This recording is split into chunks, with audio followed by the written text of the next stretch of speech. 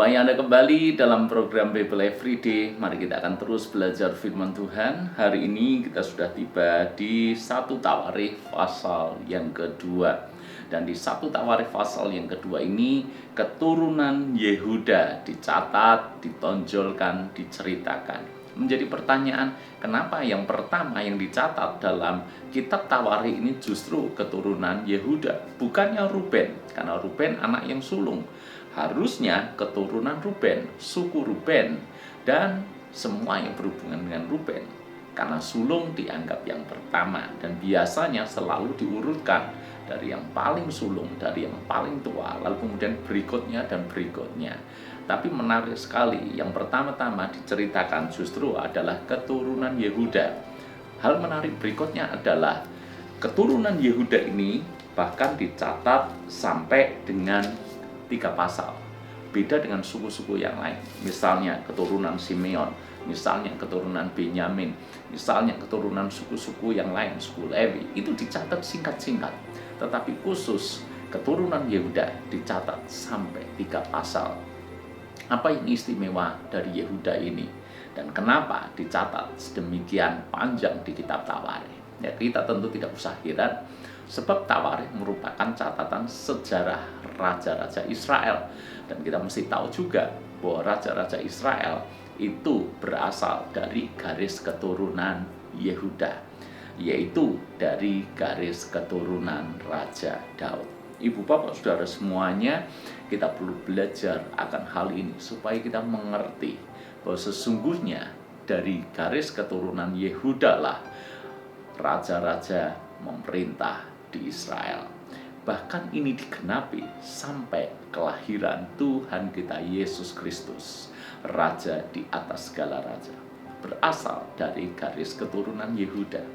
Kenapa Yehuda dan bukan suku yang lain? Saya ingin bacakan di dalam Kejadian pasal yang ke-49. Saya akan bacakan di ayat yang ke-10. Jadi sebelum Yakub mati, maka dia mengucapkan kata-kata berkat yang merupakan kata-kata nubuatan terhadap apa yang terjadi kepada anak-anaknya. Tiap suku mendapatkan janji berkat dan nubuatan. Dan inilah janji berkat yang disampaikan oleh Yehuda.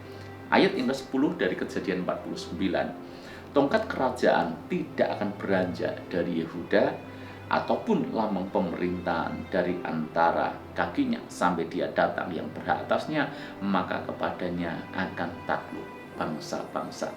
Dari sejak diucapkan berkat Yakub ribuan tahun sebelumnya, maka janji itu benar-benar digenapi pada zaman Daud dan digenapi pada raja-raja selanjutnya hingga kelahiran Tuhan Yesus, Raja di atas segala raja.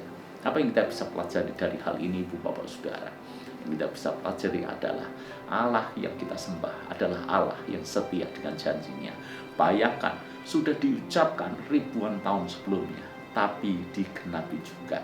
Saya mempercayai bahwa bagi Tuhan tidak ada expired date untuk setiap janji yang pernah keluar daripada mulut perkataan Tuhan sendiri. Karena itu setiap kali kita baca firman Tuhan ini berisi perintah, berisi ketetapan, tapi juga berisi janji. Pegang janji Tuhan dengan sungguh-sungguh, lakukan perintah ketetapan Tuhan. Maka sampai kapanpun janji itu pasti berlaku. Kalaupun belum terjadi, saya hanya mengatakan kepada Anda, tinggal tunggu waktu saja. Selama kita konsisten dengan iman kita, selama kita membuat hati kita berpaut kepada Tuhan, kita berkenan kepada Tuhan dan tidak berpaling daripada jalan-jalan Tuhan, maka janji Tuhan pasti ya dan amin akan digenapi dalam hidup kita semuanya. Apa yang hari-hari ini engkau rindukan? Dan engkau mungkin sudah menerima janji itu beberapa tahun sebelumnya, beberapa belas tahun sebelumnya, sampai hari ini belum terjadi. Jangan pernah kehilangan harapan, jangan pernah engkau menjadi putus asa. Pegang janji Tuhan, bawa terus di dalam doa-doa Anda, bahkan tetap hidup berkenan di hadapan Tuhan. Maka satu kali kelak, ketika waktu Tuhan sudah tiba, janji itu akan digenapi dalam kehidupan kita semuanya. Tuhan memberkati.